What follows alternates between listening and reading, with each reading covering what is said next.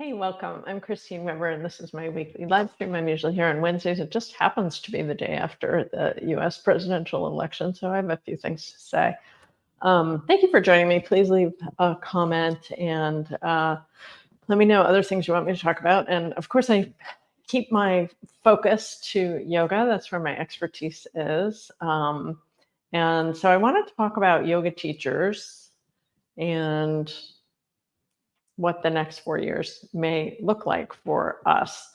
Or I should say, what the possibilities are in the next 4 years. I think that's a better way to frame it. So, I grew up in the 70s and 80s in this country.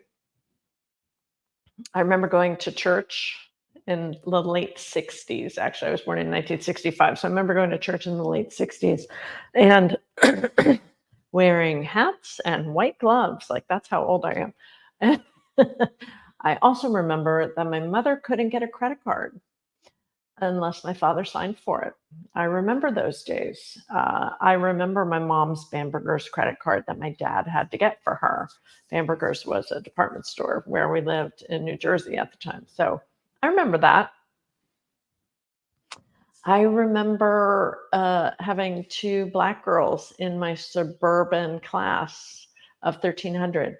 There were two Black girls in my very white suburban high school class.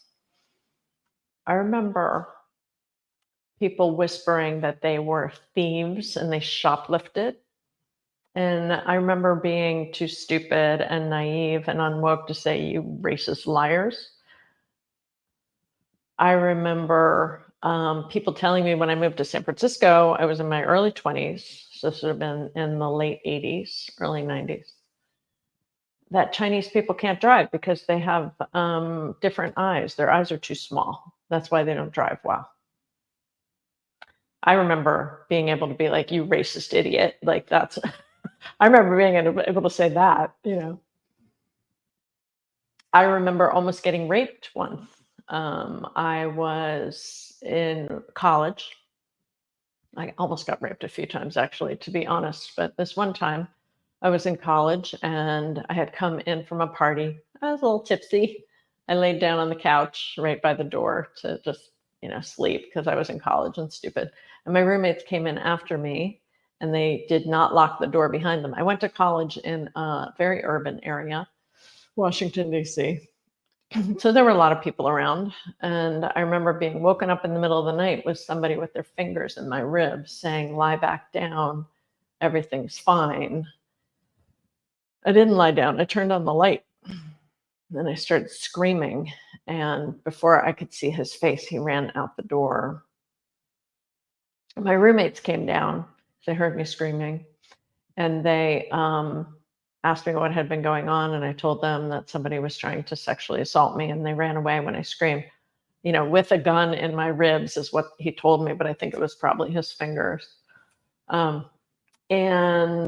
I remember the police asking me what I had been wearing and who I'd been flirting with and how much I had to drink, as if that was relevant to what had just happened to me. Right. So, and how many times I've had to placate a man to make sure I was safe. Even that happens now. I have a neighbor who loves to put his arm around me and I have to be like, like, that's not okay.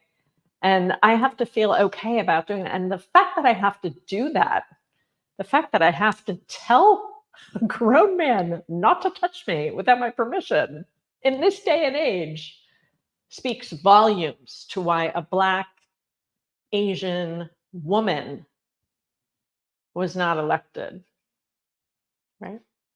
And the fact that she came close and the fact there were so many states where, because okay, before I talk about that, let's just say here that the people that told me that Black people are shoplifters and that Asian people can't drive and that women, need guardianship and to be, and because we're lesser, obviously, we need to be supervised by men, like my neighbor who likes to supervise me. Um, uh, those people still vote. They're still alive. They still vote. So, like, and some of them maybe woke up a little. I certainly have woken up since high school. Some people have woken up a little bit, but a lot of those people, they still think like that. So the fact that a Black Asian woman even got close to the U.S. presidency is a miracle. I mean, it's astounding, and it's a testament to how far we've come. So all of that there. And by the way, I'm not a huge super fan of her policies or her politics. I'm not. I think she's was pandering to a lot of really regressive ideas in her speeches. Still much, definitely the lesser of two evils. Nevertheless, let me just say here that my job, that I don't, I did what I could. I did what I could. My job right now is not to be filled with despair or pessimism or cynicism, because that just feeds right into the machine, doesn't it? But my job as a yoga teacher and a yoga practitioner is to stay balanced. When I was in college, I decided I really had to do something for the environment. Like, I felt so helpless, and I thought I have to become an activist. And so I spent a semester knocking on doors, and I worked with a environmental organization. I would go from door to door, ask for donations, explain what was going on in the environment. This was in the late '80s. I was doing this, and after the semester, I realized, like, this is not, like, I cannot do this. That's not me. I didn't feel like I was really as brushed up on the information as I wanted to be. I didn't feel like I was that good at understanding it. Certainly didn't feel like I could communicate it very well. So I thought, I want to do something, but that's not what I'm good at. That's not what I'm good at. It's not my swadharma. I didn't understand that until later, that it wasn't my swadharma, but it wasn't my swadharma. It wasn't, it's not who I am. But then I started to do yoga. It was around the same time I was starting to really practice a lot of yoga regularly. And my friend Maria, who became a yoga teacher later, much beloved yoga teacher, she used to take me to yoga classes, be like, you have to do this because it's such a good balance to all the intellectual stuff we were doing when we were studying. And I was like, okay, I'll go to yoga. It was really geeky back then. But I started doing it, and I realized over time, it took me, 7 or 8 years to realize, maybe not that long. It was about 6 years to realize, like, this is what I wanted. This is what I want to do with my life. Like, I'm a highly sensitive person. Yoga is really balancing for me. It's very grounding for me. And it's a way that I can, give back too, because I can teach it. So the last big point I want to make here is that, well, first of all, I want to say, so find your swadharma. And if you're a yoga teacher, here's what I want to tell you right now. Even if the most perfect, awakened, wonderful person, conscious person won the highest office in the United States, even if that person was taking office super zenned out, was able to do everything, was able to change everything and make everything better for everyone. Let's say that person took office. That would not change my role at all. Whether or not it's the most horrible person in office or the best person in office or somebody in between, it doesn't change what I do. I help people learn to balance their nervous systems, to deal with life. That's what I do, right? So the next 4 years are going to be filled with opportunities for you to do that, because there's a ton of suffering. There's a ton of dysregulation and suffering, and it's going to get worse. Do your practice. Build your Jatar Agni. Build your inner fire. Think carefully and clearly about how you get this work out to the people that need it. People who need it also include people who voted differently from you or who think differently from you. we all think differently, right? We don't agree with everybody on everything.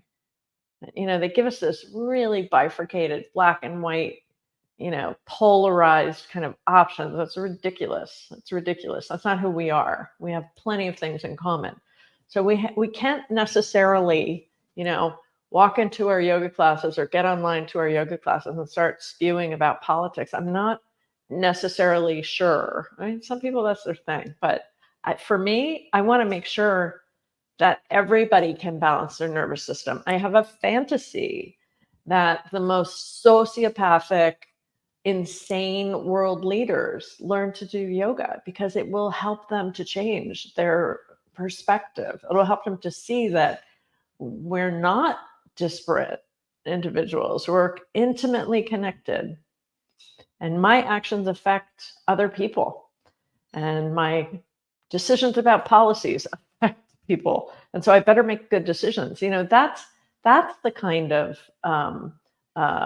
conversation that I think is a long-term perspective here, as opposed to just this narrow despair, cynicism, doubt, anger, frustration, all of that. You can choose, like, if you need to go through the grieving process, go through it, and then get busy, because there's going to be a lot to do and many, many opportunities for you to help people survive and thrive during these, what are going to be very challenging times. So I'm not doing any spiritual bypassing here.